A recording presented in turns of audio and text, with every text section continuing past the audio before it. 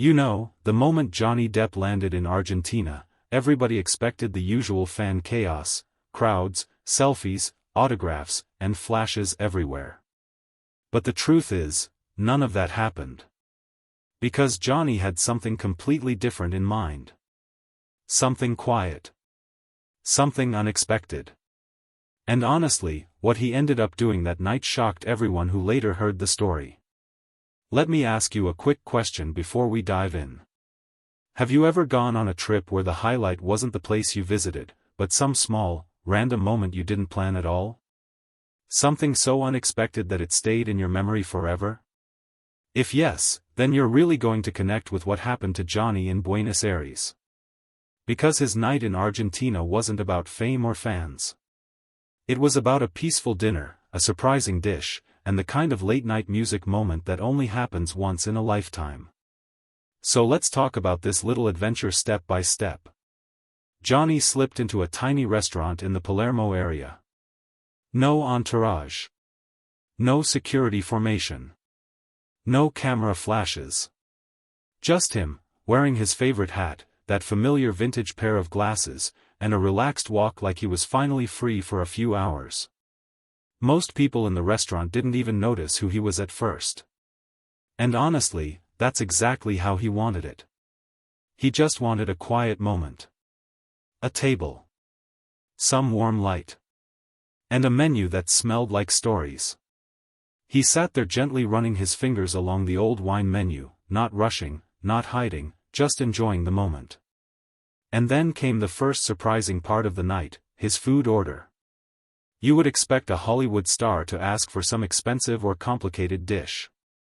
But no. Johnny asked for something extremely simple and deeply local. Something that even the chef didn't expect from an international celebrity. He ordered Milanesa Napolitana, a crispy, cheesy, saucy comfort food loved by everyday Argentinians. A dish grandmothers make at home. And when the chef brought it out personally, witnesses said Johnny smiled like someone tasting a childhood memory. He didn't want luxury. He wanted comfort. And that says a lot about who Johnny really is. Now, here's where things get even more interesting. After finishing his dinner quietly, Johnny stepped outside into the cool night air. And that's when everything changed. A street musician nearby instantly recognized him. The guy froze for a second, then bravely approached him. They started talking, nothing formal or awkward, just two people chatting like old friends. And then the musician did something bold. He offered Johnny his old, worn-out acoustic guitar. Johnny held it, gently tested a couple of strings, and that's when the world around them seemed to pause. People walking by stopped. Phones came out. A small crowd started gathering, unsure if they were dreaming. And then Johnny played. One soft chord. Then another. And suddenly the entire street turned into a private concert. And here's the funny part, he only agreed to play one song. But you know how that goes. One song turned into two. Then three. Then more. The kind of music he played that night wasn't polished or rehearsed. It was raw. Emotional. Pure blues with a touch of soul. The kind of music that makes strangers share a moment without speaking.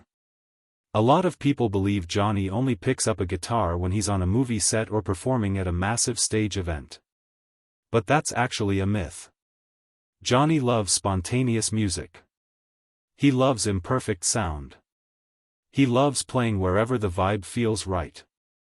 That sidewalk in Buenos Aires? That was the perfect stage for him. And let me share a few extra insights about him that not many people know.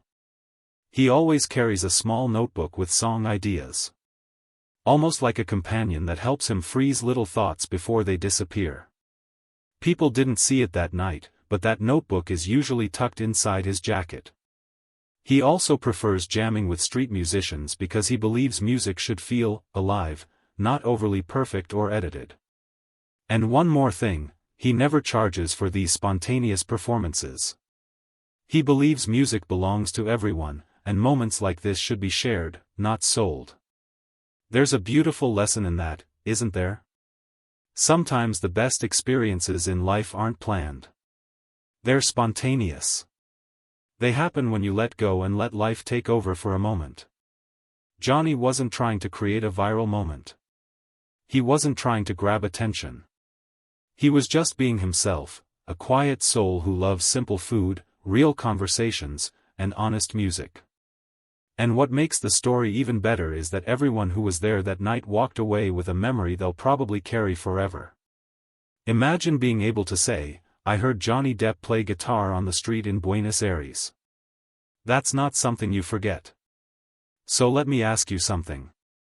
If you were standing there in that moment, right in front of Johnny, guitar in hand, what song would you have asked him to play first? Think about it for a second and tell me in the comments. I really want to know your pick. And if you enjoyed this story and want more behind-the-scenes moments from Johnny's real life, make sure to check out the next video I have lined up. You'll love it. Don't forget to like, comment, and subscribe. It really helps keep these stories coming. See you in the next one.